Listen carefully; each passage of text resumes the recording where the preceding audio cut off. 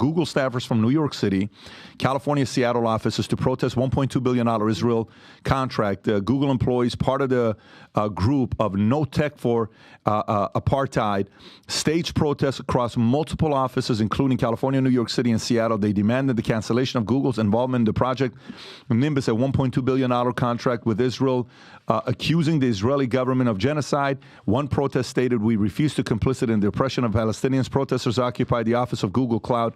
CEO Thomas Kurian in California and the 10th floor of Google's Manhattan office denouncing the company's ties to Israel. The sit-in was live streamed on Twitch, showing employees wearing, Rob, do you have this, wearing traditional headscarves and displaying slogans against the company's alleged harassment of Arab and Muslim employees. According to the protester, Google's actions amount to harassment, bullying, and censorship.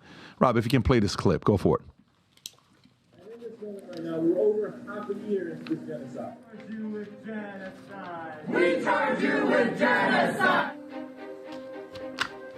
These are Google employees? Yeah, we know that the genocide in Gaza is is the first AI-powered genocide. So we find that big tech is at the forefront of kind of like streamlining this genocide against Palestinians. Google and Amazon, is there a government called Project Nimbus?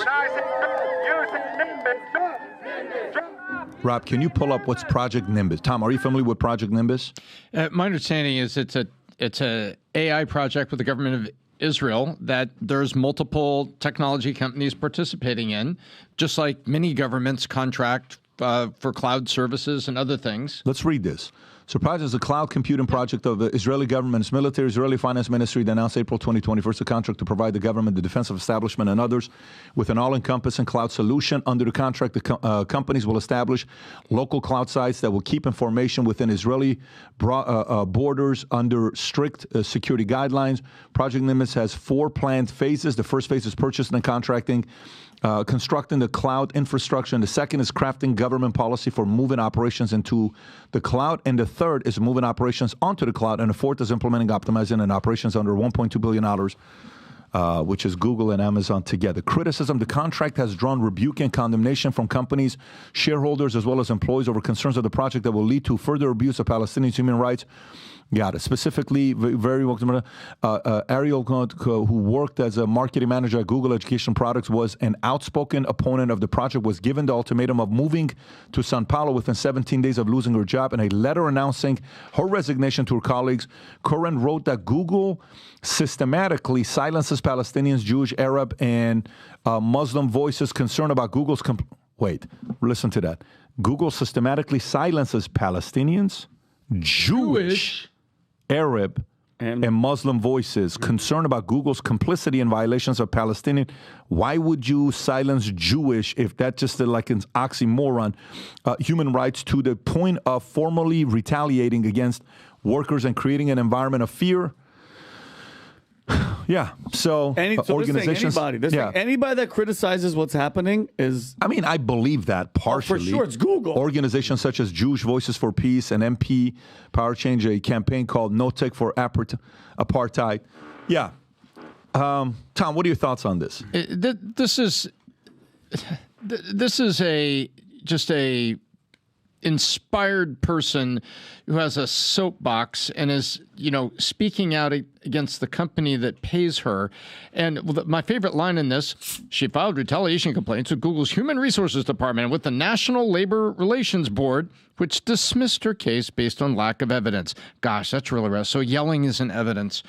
Basically, you've got Google staffers that are just carrying on here, waving the Palestinian flag for cause. And by the way, there are citizens that are Jewish, citizens that are Palestinian, that are caught in the middle of this terrible war, and they're dying. These are citizens that are dying on the ground. We need a ceasefire. We need a solution to this.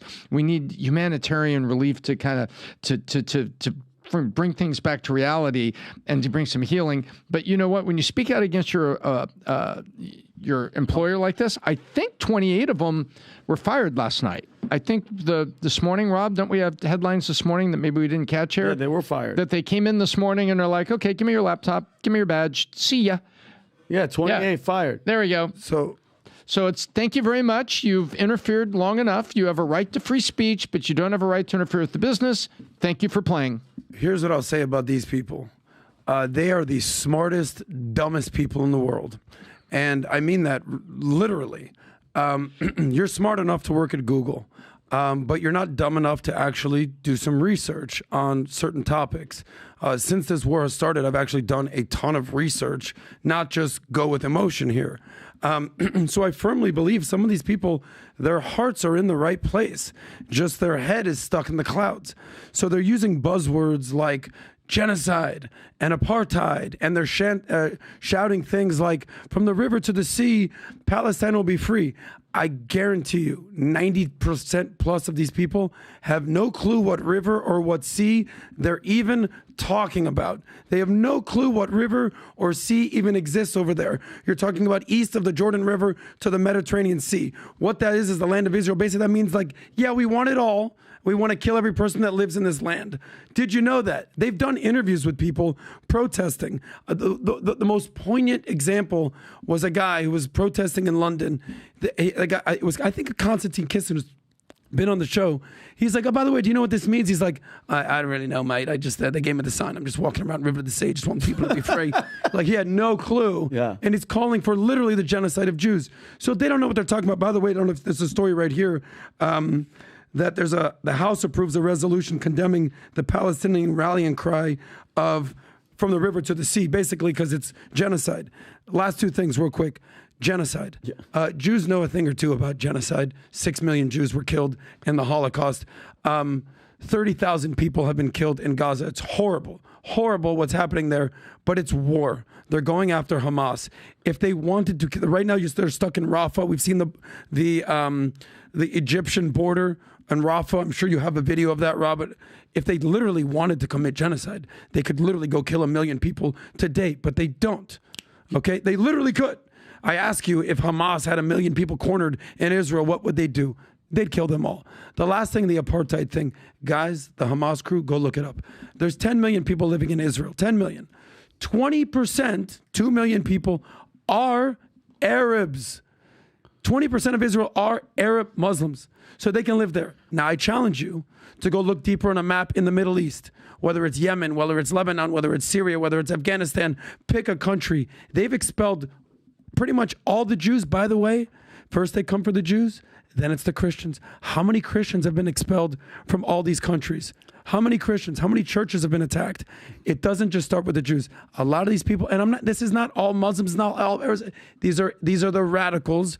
They want the caliphate. They want to have Sharia law, and they're coming for it. And I believe when they say death to America, Yeah, death to and when you Israel, say- I take them at their word. And Adam, when you say these people are the dumbest, smartest people ever, I take out the smart. They're the dumb. Look at these people. It's 2024. They're all wearing masks as if they work. There's no freaking pandemic. Yeah. These are the Democratic voting base. And look at how, like, all the women. The Show me progressives. one attractive woman in this whole. Zero. She's wearing blue hair. All these people are freaking losers. And that's the voting base of the Democratic Party. Problem is, you can't even tell if they're attractive. You put a mask on, I can't tell No, if maybe I'm willing to that bet girl in the they're front not could be attractive. attractive. I can't tell. No, but they're here's the not. thing. They're not. I can guarantee this that. just sums glasses, up. maybe. And the word genocide is in rainbow color. Like, what are we even talking about? You want me to listen to these freaking people? Because, by the way, 75% of the Democratic voting, it's single women. And I want to say, Why can't you be more tolerant? Why can't you be more because tolerant? 40% of them have mental What's problems wrong on with- pills. Look at these people. What's wrong with people that want to wear a mask?